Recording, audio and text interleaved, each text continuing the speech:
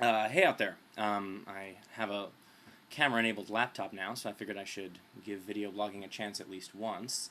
Um, this is despite the fact that I generally agree with Matt Iglesias' little brother that video blogging as a form doesn't add a whole lot of value. You see some promise in the kind of direct exchange that's enabled by experiments like Blogging Heads TV, but for the most part, kind of opinion punditry, op-ed style writing isn't really enhanced a great deal by watching some talking head say words that you could have much more easily just read off your screen. And in fact, there are kind of additional demerits to it that I don't think Matt's brother mentioned. For one, it's a lot harder to search video format, and maybe more to the point, one of the great virtues of blogging had been the kind of social networked character of it. A lot like a natural language isn't really a language if only one person speaks it. There's I think a loose sense in which you could, arguably say that if there were only one blog, it wouldn't really be a blog.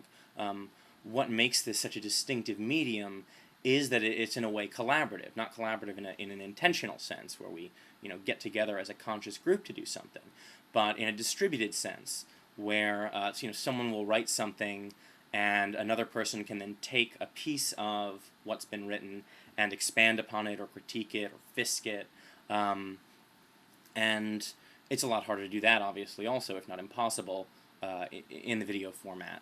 The one virtue I think that there might be to it is that another,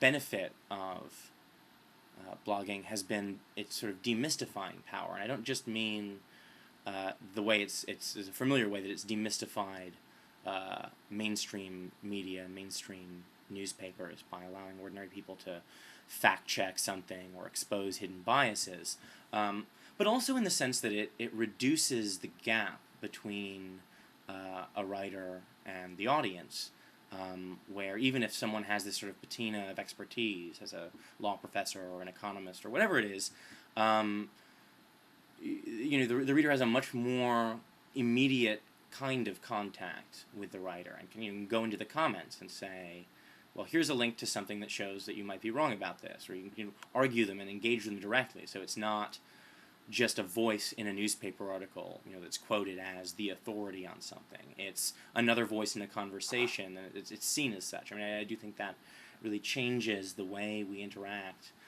with, just plain reporters, and also with ostensible authorities. And so I guess as a form of auto-demystification, if I have any mystique, this is a way, I guess, of just underlining the fact that while it's actually almost a nice thing about the internet, that in a way we are able to deal as disembodied ideas, as kind of brains in vats, where it's not the person or their physical characteristics or their voice or their demeanor that makes the difference. It's just the quality of their arguments or their ideas or their prose. Still, I think it's nice to be reminded that there's an actual human being behind those words, that they don't just sort of spring onto the page from a brain in a vat, but from a real person who looks a certain way and talks a certain way and has a certain way of being. And so for all the reasons I mentioned, I doubt I'll do this very often, but I did want to do it the once. I may do it very occasionally in the future. This is me. I am not a brain in a vat.